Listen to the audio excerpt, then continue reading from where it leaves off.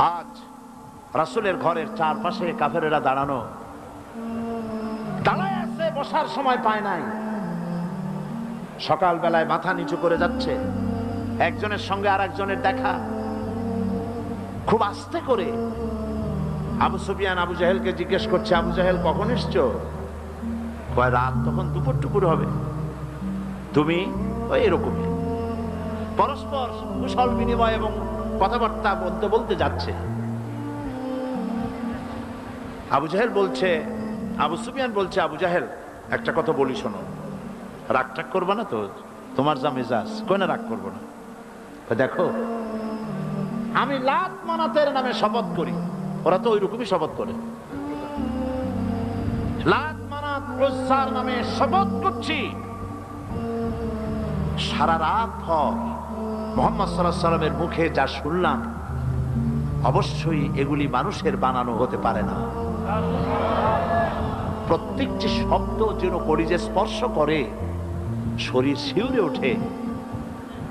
জীবনেও তো এরকম কথা শুনিনি। আবু জাহেল বলছে, দেখো এটা বড়ই কুলক্ষণ।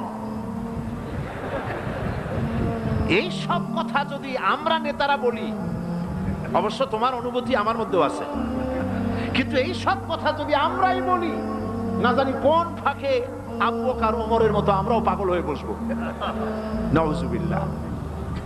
কাজী আমি বুঝতে পেরেছি যে তোমাদেরকে কোরআন একটা আসর করে ফেলেছে। আসো তওবা করো, হাত দাও, হাত দাও, তওবা করো।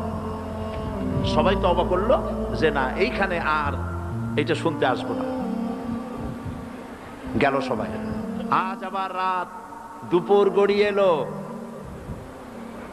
নিষিদ্ধ জিনিসের প্রতি আকর্ষণ হওয়া মানুষের প্রথম দিন থেকেই এসেছে।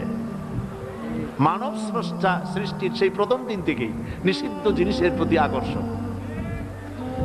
গভীর রাত্রে আবু জাহাল ভাবছে, আমার হাতে যখন তওবা পড়েছে, ওরা কেউ ভয়তে আসবে না, আমি একা। আজকে মজা করে শুনবো মুহাম্মদ সাল্লাল্লাহু আলাইহি সাল্লামের মুখে আল্লাহর কালাম। আবু সুফিয়ান, উতবা, সাইবা তারাও ভাবছে, উনি নিজে যখন তওবা পড়াইছে, উনি কে তওবা ভাঙবে? উনি আসবেন না। কাজী আমি তো একা একা গিয়ে আজকে শুনবো মুহাম্মদ সাল্লাল্লাহু আলাইহি সাল্লামের মুখে আল্লাহর কালাম। সবাই এরকম করে করে একে অপরের অজান্তে আবার খাড়া হয়ে গেছে।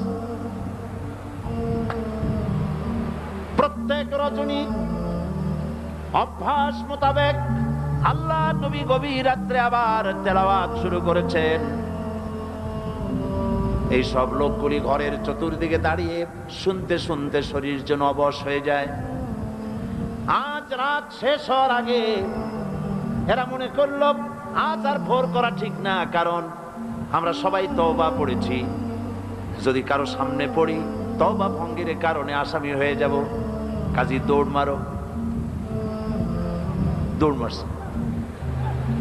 অন্ধকারের ভিতরে একজন গিয়ে আর একজনের ঠ্যাঙ্গে বাড়ি লাগছে। আবু জাহেল ভয় পাইছে। কে? কয় যে আমি আবু সুফিয়ান। তুমি কেন? আমি আবু জাহেল। আরে পাগল, কালকে তওবা করলে আজকে আসলি কেন? বেটা বেশি মাতবারি করিস না, তুই আসলি কেন সেটা কো আগে।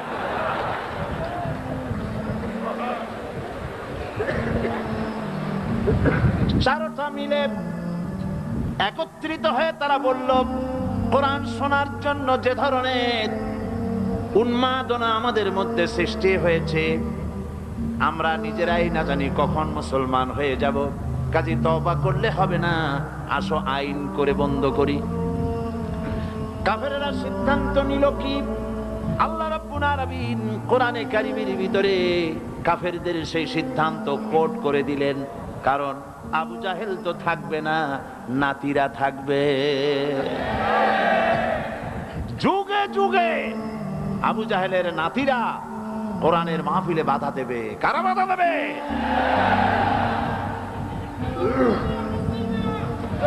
আবু জাহেল দুনিয়া থেকে বিদায় হয়েছে, তার প্রেতাত্মা দুনিয়া থেকে বিদায় হবে না। এই জন্য সিদ্ধান্তটা আল্লাহ পাক কোরআন শরীফের ভিতরে কোট করে দিলেন কাফেরেরা কি বলল কোরআন শরীফ সম্পর্কে। ওয়াকালাল্লাযীনা কাফারু লা তাসমাউ লিহাযাল কুরআনি ওয়ালগাউ ফীহি লাআল্লাকুম তাগলিবুন। খবরদার, কাফেররা সিদ্ধান্ত নিল কোরআন শোনো না, লা তাসমাউ লিহাযাল কুরআন, কোরআন শোনো না, কোরআন শুনতে যেও না।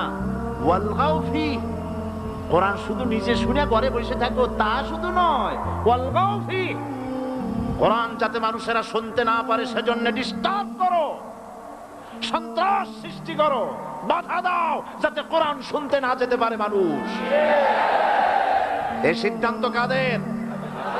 এই সিদ্ধান্ত কাদের? আমার ছেলেরা, খবরদার, কাফেরদের সহযোগী হয়েও না, কাফেরদের সহযোগী হয়েও না, কোরআনের পথে বাধা দিও না। মাঝখানে